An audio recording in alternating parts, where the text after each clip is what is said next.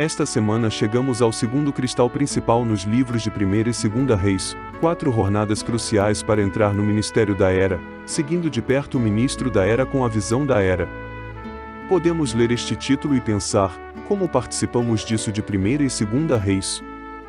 O que mais nos impressiona quando lemos esses 2 livros é que esse rei era bom, o outro rei não era tão bom, esse rei fez isso e aquele rei fez aquilo. Mas se tivermos a visão da economia eterna de Deus quando chegarmos à Bíblia, veremos as coisas da perspectiva de Deus, e Elias, o profeta, definitivamente se destacará. Em particular, vemos como Deus estava prestes a levar Elias, e ele disse a seu servo Eliseu, seu coprofeta em treinamento, para permanecer em um lugar particular. Eliseu, no entanto, não ficou, mas seguiu Elias vê-lo arrebatado. As estações ou lugares pelos quais eles passaram no caminho para Elias ser arrebatado são muito emocionantes, pois representam jornadas cruciais para entrarmos no ministério da Era, pois estamos seguindo de perto o ministro da Era com a visão da Era. Elias era o ministro daquela era, ele tinha o ministério da Era, e ele tinha a visão daquela era. Eliseu pode não ter visto muito nem teve o ministério daquela era, mas seguiu de perto Elias e tornou-se o ministro da Era. Na verdade, no caminho, havia 50 profetas que sabiam que Elias seria levado, e eles contaram a Eliseu. No entanto, em vez de permanecerem com Elias até o fim, eles não seguiram de perto, de modo que nunca entraram no ministério daquela era. Isso é incrível e muito significativo. Poderíamos ser aqueles que têm a fala do Senhor, e a palavra do Senhor é viva e operativa em nós. No entanto, porque não seguimos o ministro da era com o ministério da era, não podemos ter a visão dessa era. Não queremos apenas estar entre aqueles que podem profetizar e falar a palavra de Deus, queremos seguir de perto o ministro da era com a visão da era, para que possamos entrar no ministério da era nós mesmos. Damos graças ao Senhor por nos mostrar o centro do mover do Senhor em sua economia, e podemos cooperar com Ele para o cumprimento de sua economia. Que sejamos fiéis ao que o Senhor nos mostra no ministério, e que possamos seguir de perto.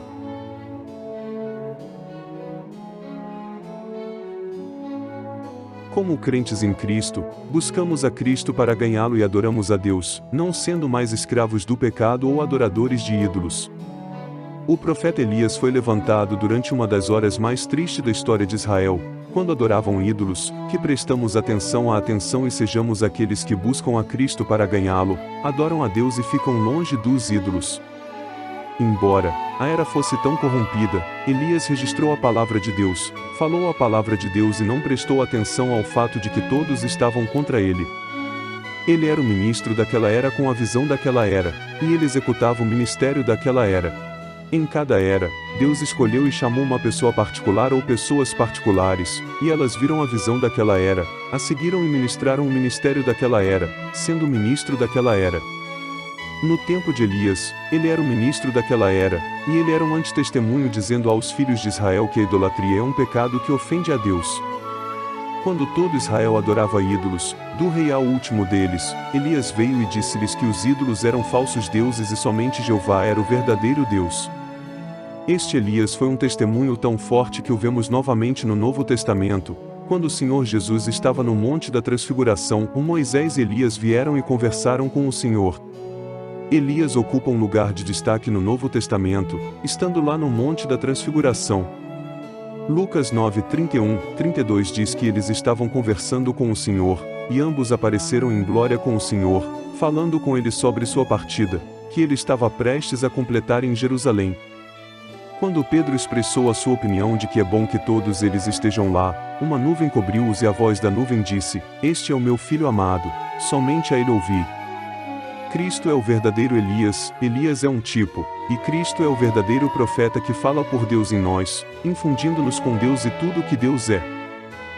Que possamos ser aqueles que adoram a Deus, ficar longe de ídolos e buscar a Cristo para ganhá-lo hoje, concentrando-nos em nada e ninguém mais além de Cristo, o Filho amado de Deus.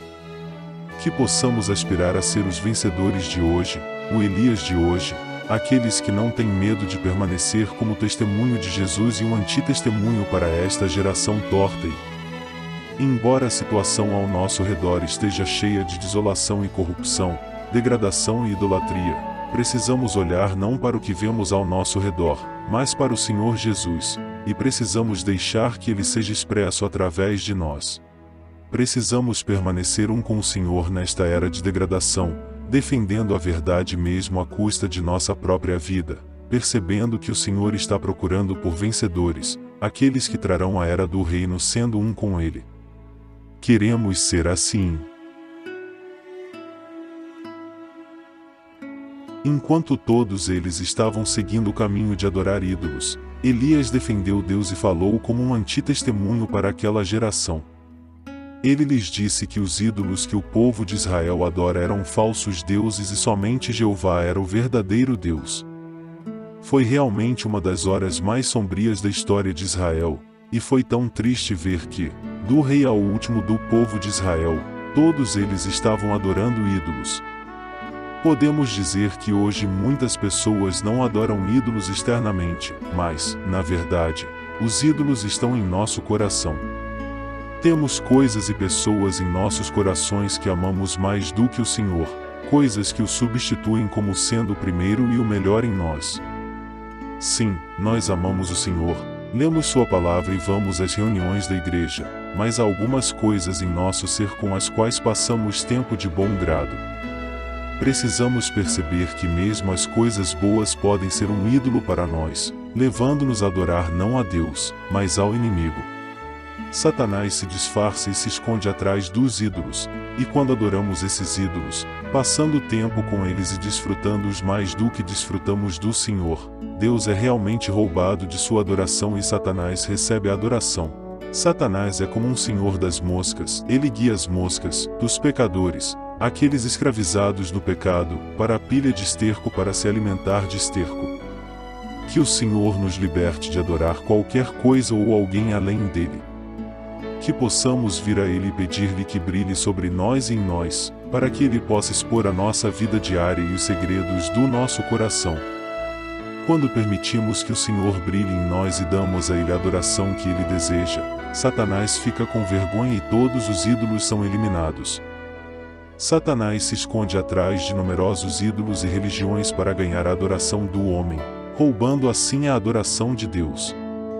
Deus é Espírito, e aqueles que o adoram devem adorar em espírito e veracidade. Ele está buscando aqueles que o adoram, os verdadeiros adoradores, aqueles que exercem seu espírito e trazem Cristo como sua realidade, sua veracidade, para a adoração de Deus.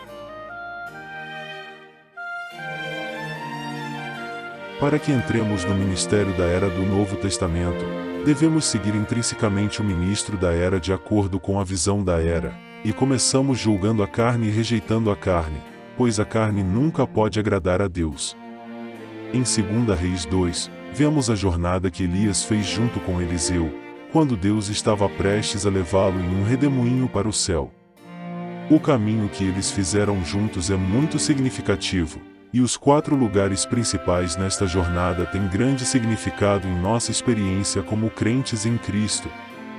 Primeiro, eles foram para Gilgal, e de Gilgal, Eliseu os seguiu para Betel, de Betel para Jericó, e de Jericó para o rio Jordão, que eles atravessaram de uma maneira milagrosa.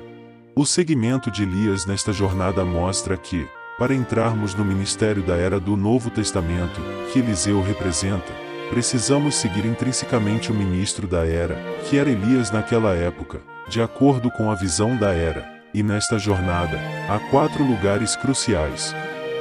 Elias pediu a Eliseu que permanecesse em Gilgal, pois o Senhor o está chamando para ir a Betel, e depois a Jericó, e mais tarde ao rio Jordão.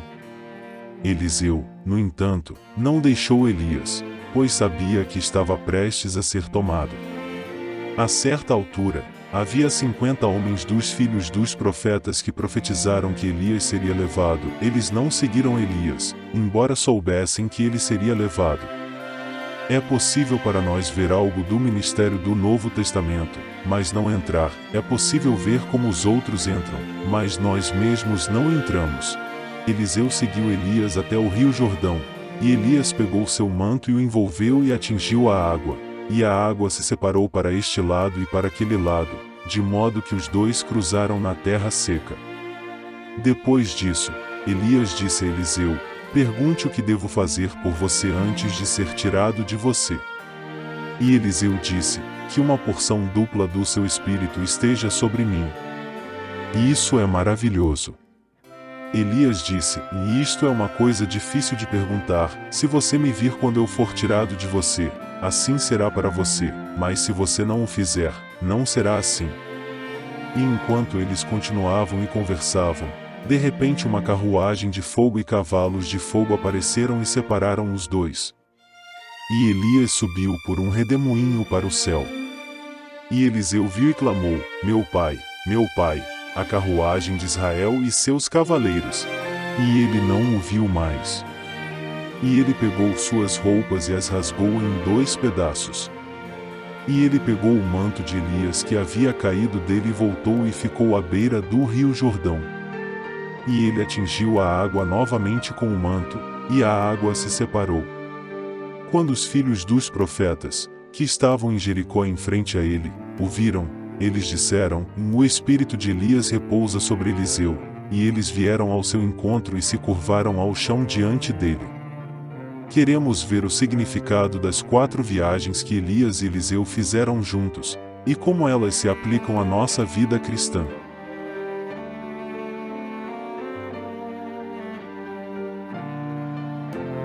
Podemos vencer e mudar a era, pagando preço para abandonar o mundo, aprendendo a ter comunhão com Deus no altar da consagração total, e permanecendo na palavra de Deus para derrotar o inimigo, lutando a batalha no corpo.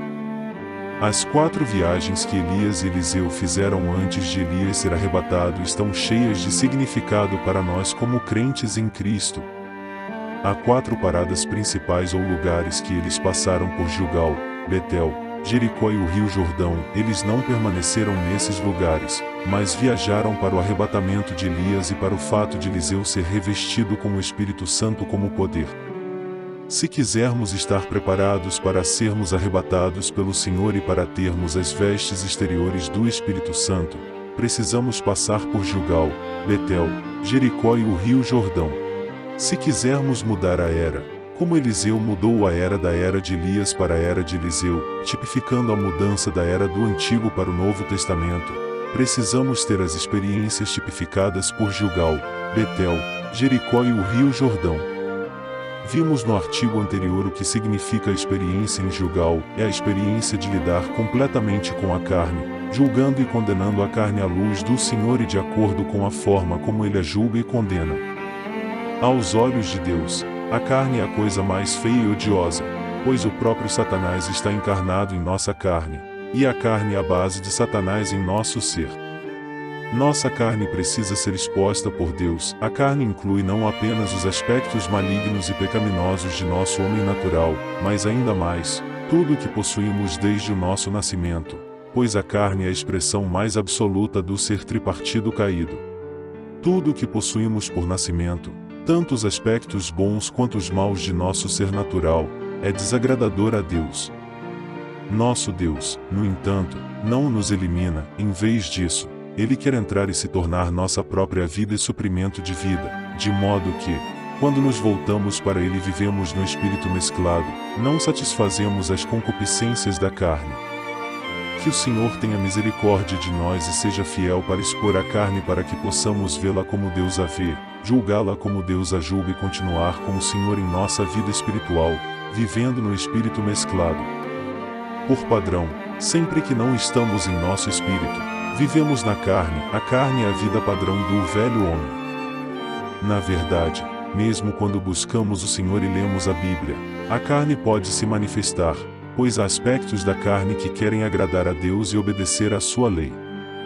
Que possamos permitir que o Senhor exponha a carne com todos os seus aspectos, e que possamos rejeitá-la como Deus faz, voltando-nos para o Senhor em espírito e vivendo no espírito mesclado. Aleluia!